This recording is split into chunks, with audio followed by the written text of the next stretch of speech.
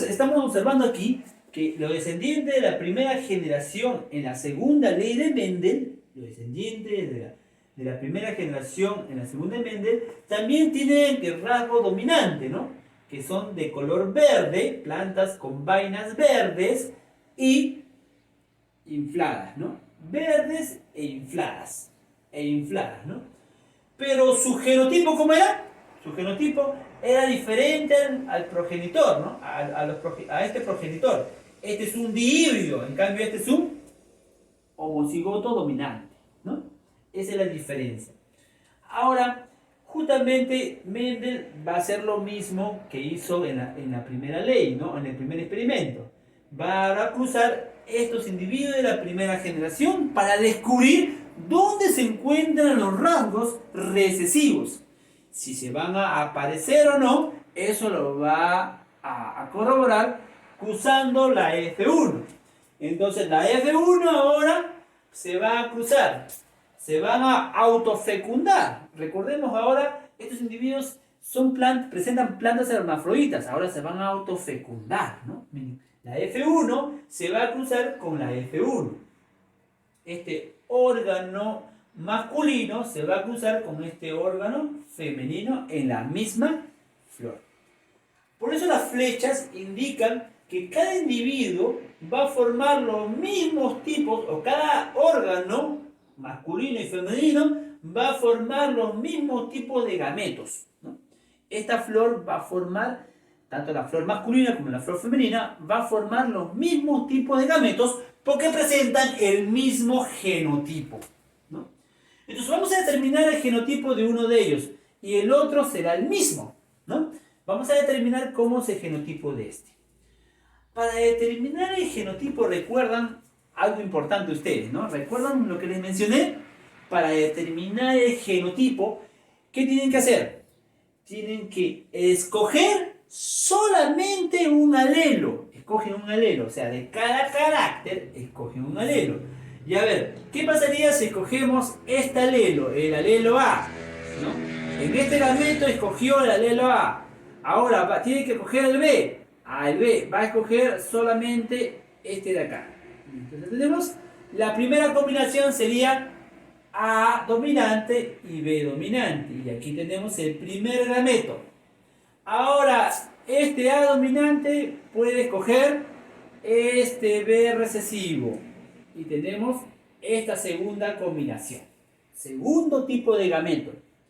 Recuerden que solamente puede escoger una letra de cada tipo. Una letra, la mitad, ¿no? La mitad. Ahora, este alelo recesivo de A, escoge el alelo dominante de B, ¿no? A recesivo y dominante de B. ¿Dónde está? Está aquí. Este es el tercer tipo de gameto. Y por último, este recesivo de A va a escoger el recesivo de B. Y aquí está el último tipo de gameto.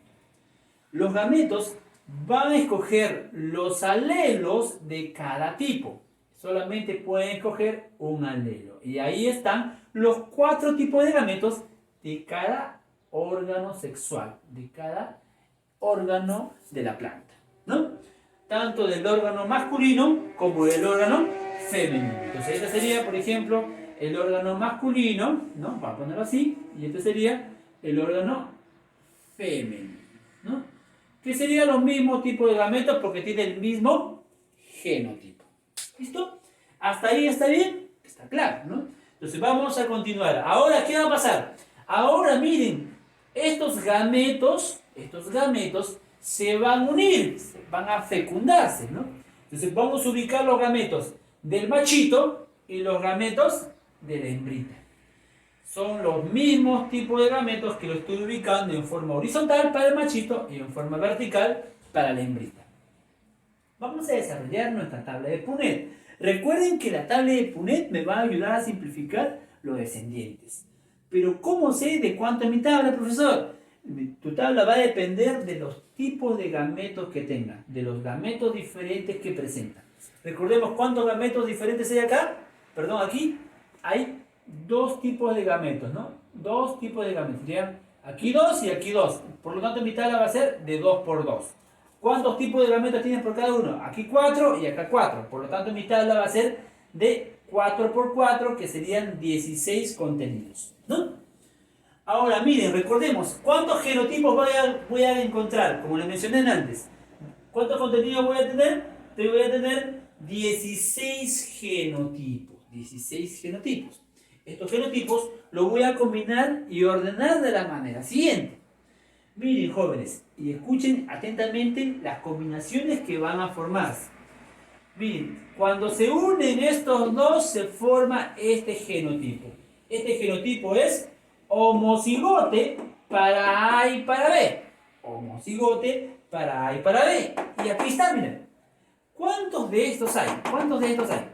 ¿Cuántos de estos habrá? Solamente, profesor, hay uno. ¿Uno de cuántos? ¿Uno de cuántos? ¿Cuántos en total? Sería 1 sobre 16. Entonces de esto solamente encontramos uno nada más. 1 sobre 16. A ver, ¿estos dos son iguales o no? Verifiquen, a ver. ¿Bien? ¿Son iguales o no? Claro, profesor, son iguales. Es homocigoto dominante para A y heterocigote para B. ¿Dónde está? Está aquí, ¿no? Está acá. Lo vamos a ver. ¿Cuántos son? 1, 2. Entonces, pues vamos acá. 2 de estos genotipos encontramos. Por aquí, miren, jóvenes, miren, miren. Por otro lado tenemos acá, miren. Este y este de acá, ¿son iguales o no? Sí, profesor, son iguales. Estos dos son iguales. Son heterocigote para A y homocigoto dominante para B, ¿no? Heterocigote para A y homocigoto dominante para B. ¿Cuántos hay? ¿Cuántos hay? Cuenten. 1 y 2. También hay 2. Ahora, observen la diagonal de la tabla. Miren la diagonal. ¿Cómo son estos genotipos? ¿Cómo son? ¿Cómo son? ¿Cómo son? Sí, tú sabes, ¿cómo son? Son heterocigotes para A y para B. ¿Cuántos hay? ¿Cuántos hay? Hay 4. Entonces aquí te diría 4 individuos. Recordemos que todo sobre cuánto. ¿Sobre cuánto? Sobre 16, que es el total de todo, ¿no? Entonces tenemos esto, tenemos esto, tenemos esto, ya tenemos esto de aquí, y tenemos también la diagonal, ¿no? Esto y esto, ¿no? También tenemos esto, ¿no? Ahora, ¿qué falta, profesor? Ahora falta, mira, pero antes, para culminar con estos 4 genotipos, ¿qué observan de estos genotipos? ¿Qué observan? ¿Qué observan? Observan algo interesante, ¿no? Siempre hay un dominante para A y un dominante para B, ¿o no? Los de color rojo son los dominantes. Miren. Los de color rojo son los dominantes. ¿Es correcto o no? Claro, dominante para A y dominante para B. Basta que haya un alelo dominante y se exprese el dominante. Por lo tanto, estos individuos, todos estos genotipos, se van a expresar como dominante y dominante para A y para B. Es decir, verde y constreñido. ¿Cuántos de estos son? Perdón, verdes infladas, está acá, ¿no? Verdes infladas, porque la verde es la dominante y la inflada también es la dominante. Serían verdes infladas. ¿Cuántas verdes infladas tenemos? A ver, cuenten, ¿cuántos hay? 1, 2, 3, 4, 5, 6, 7, 8, 9. Profesor, hay 9. ¿9 sobre cuánto? ¿9 sobre cuánto? Sobre 16. Muy bien, joven. Entonces, dominante para A y dominante para B, hay 9 sobre 16. Son verdes e infladas.